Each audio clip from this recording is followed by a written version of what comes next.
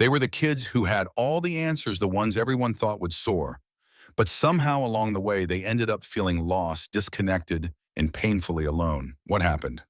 Welcome to today's episode of Let's Talk Psychology, where we uncover the hidden struggles of highly intelligent kids and why so many of them grow up to feel stuck, isolated, and emotionally drained, despite seeming successful on the surface. This episode includes subtitles, so feel free to follow along at your own pace. Now let's dig in, because what you're about to hear might explain something you've felt for years but never quite had the words for. Let's start with a question that's both simple and unsettling. Why do so many smart kids, those praised for their brilliance, awarded for their talents, and celebrated in their early years, end up feeling so alone as adults? They were supposed to have a head start. They were told they'd go far. And for a while, it looked like they would. But somewhere along the way, that praise became a burden. That promise turned into pressure. And now those same kids, the ones who once stood out, are quietly struggling. They can't find motivation. They feel emotionally behind. They hesitate to start new things, avoid taking risks, and constantly feel like outsiders looking in. And perhaps most painfully, they can't explain why. Because from the outside, everything looks fine. They're still sharp, still capable, still successful in the eyes of others. But inside, they carry a quiet emptiness, a sense that life is happening all around them, but somehow not to them. It's like watching your own life play out from behind a sheet of glass. And here's the truth, there's a reason this happens. A reason that goes beyond circumstances or bad luck. Many smart kids unknowingly build their entire identity around one trait: being intelligent. From a young age, they're told, "You're so smart." Teachers smile when they finish early. Parents beam with pride when they bring home A's without even trying. They're given awards recognition and a subtle but powerful message. This is who you are. This is why you matter. And for a child, that's intoxicating. It feels like a superpower. They don't have to try as hard. They pick up new concepts quickly. While others struggle, they shine and they get used to that feeling. It becomes a part of who they are. A label, a role, a comfort zone.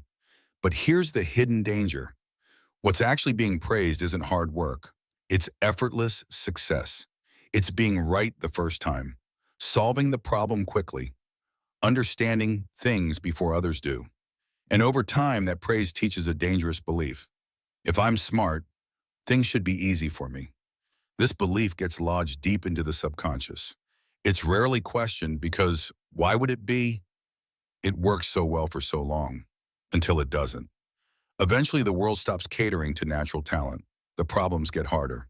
The answers less obvious. And the moment that smart kid begins to struggle, really struggle, they panic. Not because the problem is hard, but because their identity is under threat. They tell themselves, if I'm supposed to be smart, then why am I finding this so difficult? And instead of leaning into the challenge, they begin to retreat. They avoid risks. They only engage in things they already know they'll succeed at.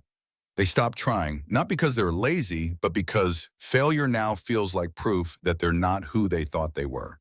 So they stop raising their hand unless they're absolutely sure of the answer.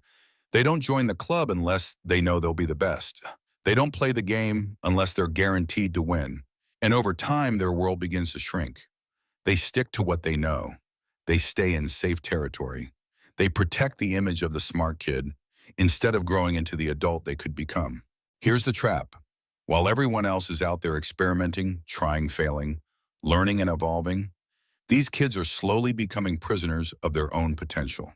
Their comfort zone tightens. Their opportunities narrow. And what once made them stand out now holds them back. Because growth requires risk.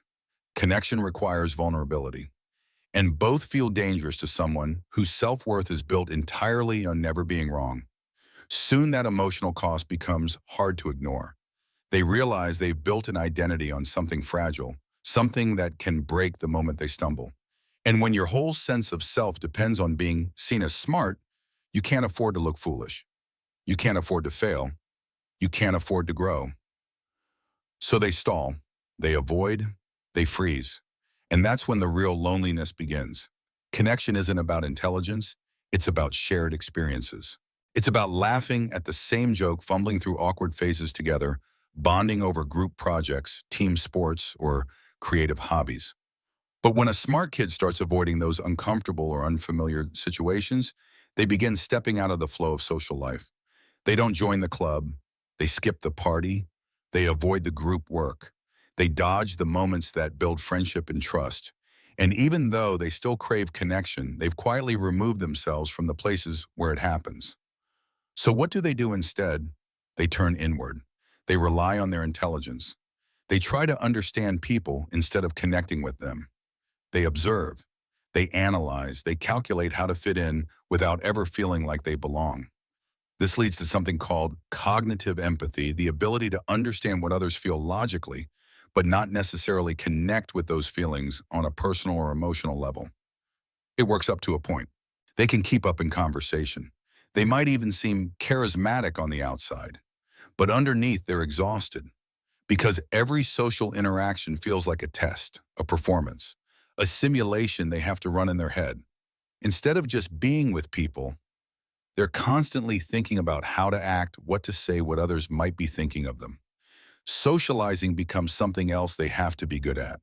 And since there is a risk of failing, they start avoiding it altogether. And this is where the loneliness becomes unbearable. Because they're smart, right? They should be able to figure this out. So they apply logic to emotional pain.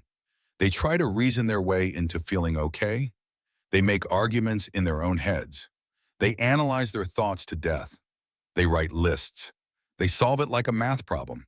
But it doesn't work because intelligence is a tool for solving external problems, not for healing emotional wounds. Self-worth isn't found through logic.